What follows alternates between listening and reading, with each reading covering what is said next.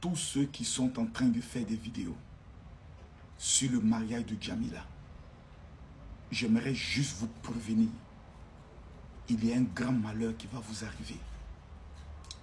Dans votre mariage, où vous risquez de ne plus jamais vous marier dans votre vie.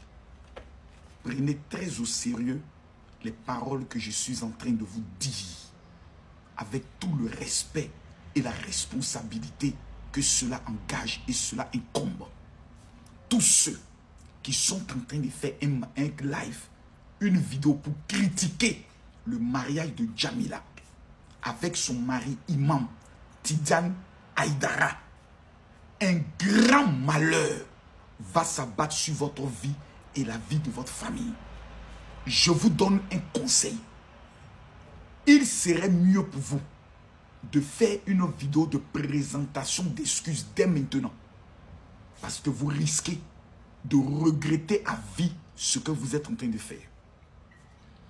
Un imam, fils de l'imam Aïdara, président du Haut Conseil supérieur islamique du Mali. Cela veut dire toutes les entités spirituelles de l'islam. C'est lui qui en est le garant au Mali. Il est la personnalité religieuse la plus influente au niveau de l'Afrique. Le père du mari de Djamila. C'est un homme qui développe la valeur des rapprochements et de la coexistence pacifique entre les chrétiens et les musulmans. Pendant les fêtes de Noël, il demande à ses enfants d'aller soutenir les chrétiens. Il apporte son aide financière souvent à des familles chrétiennes. Cet homme-là a une alliance exceptionnelle avec le monde spirituel. Son fils, son premier-né, est celui qui aujourd'hui est son héritier spirituel et celui qui le représente dans tous les plus grands rassemblements qui rassemblent des centaines de milliers de personnes. De toutes les filles vierges qui existent au Mali, au Niger, en Côte d'Ivoire, au Sénégal, au Burkina, son cœur et son choix s'est porté sur une jeune fille appelée Djamila. Qui jeune fille, après son pèlerinage à la Mecque, a compris que la vie des réseaux sociaux est une vie d'illusion. Qui décide de consacrer toute sa vie à Dieu. Parce que Djamila est aussi chef d'entreprise. Et non pas une, plusieurs entreprises, donc millionnaire. Le père de Djamila lui a donné un niveau de vie, un certain standing, où Djamila ne manque de rien.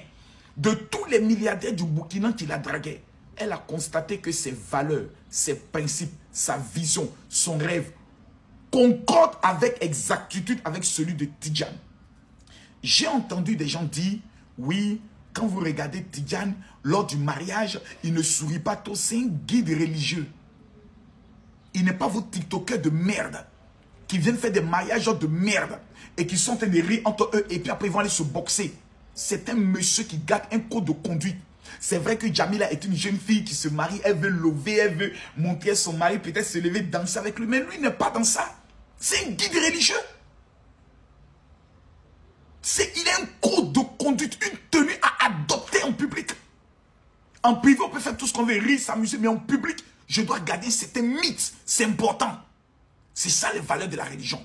J'entends des femmes qui me disent, oui, mais comment une fille belle comme Djamila, elle peut aller être troisième fois. Et vous qui êtes les septièmes Tchiza, qu'est-ce qu'on va dire de vos vies? Vous qui êtes des femmes qui êtes mougou, excusez-moi du thème, qui êtes maplo, excusez-moi du thème, qui êtes mangé, excusez-moi du thème, qui êtes baisé, oh là là, Makoso, tu exagères, dans des hôtels sans être déclarés, des septièmes Tchiza, des quatrièmes au bureau, que personne ne connaît. On vous cache, on est obligé de vous amener des messages tardivement la nuit. Et vous venez comme des salopes, juste pour avoir le transport pour retourner. Et une femme qui, dans sa religion, la polygamie est permise. Il y a des états tels qu'au Cameroun, la polygamie est permise, légale. Vous allez me dire quoi alors? Donc, à un moment donné, prenez le soin de faire très attention. Vos buzz, vos Congosa, vos papatouillas doivent avoir des limites quand cela incombe des guides religieux. Parce que ces personnes transportent une certaine énergie.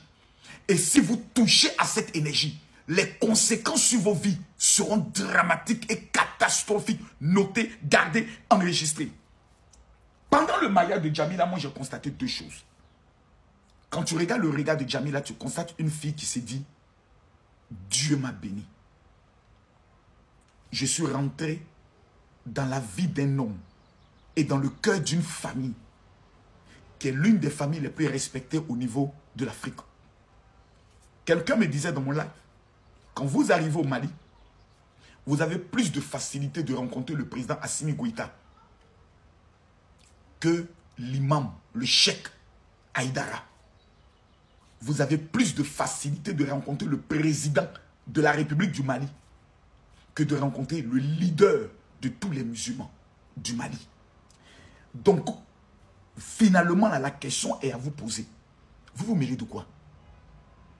C'est votre vie, c'est votre fille. Mais non, c'est normal qu'on fasse aussi le béret. Vos bérets n'ont pas de limite. Même si un mariage d'un guide religieux, vous allez vivre les conséquences seul. Moi, j'aimerais m'adresser à Djamila. Félicitations à toi, ma fille. Je suis très heureux. Je t'ai donné des conseils dans mon live. J'espère que tu pourras l'appliquer. Moi, j'aimerais présenter mes excuses les plus sincères au cheikh Haïdara pour toutes ces critiques que vous voyez autour. Ce n'est pas de notre faute. Les maudits, les enfants de la rue, les enfants tom-tom, bêtes qui sont dans les quartiers qu'on les appelle les toc-toc là, qui font les choses bêtes là. Papa, ils ont désormais un téléphone. Donc, s'il y a 1000 tom-tom, 10 000 tom-tom dans chaque quartier, on prend un. Qu'il existe 1 million de quartiers où il y a un tom-tom, on a 1 million de tom-tom qui ont des téléphones, qui peuvent maintenant parler, qui peuvent faire vidéo et qui peuvent commenter. Je vous demande pardon. La présence de notre fille Djamila dans la vie de votre fils ne doit pas être un sujet où l'on vient manquer de respect à votre belle religion, manquer de respect à votre famille. Nous tenons à demander pardon à toute la famille Haïdara, à tous les Maliens. Nous vous demandons pardon pour le comportement démoniaco, satanico, sorcier, maudit de ceux qui sont sur les réseaux sociaux, qui ne mesurent pas l'alliance qui vient de se faire entre le Mali et le Burkina au travers de ce mariage religieux répondant aux valeurs africaines. Nous tenons à vous présenter toutes nos excuses et nous tenons à vous dire merci. Merci d'avoir accepté notre fille. Merci d'avoir accepté Djamila au sein de votre famille. Nous vous disons merci. Que Allah, que Dieu bénisse cette union et que beaucoup d'enfants puissent sortir de cette union pour le développement et la croissance, je pourrais le dire, de l'Afrique. Que Dieu bénisse le Mali. Maliba, je vous remercie.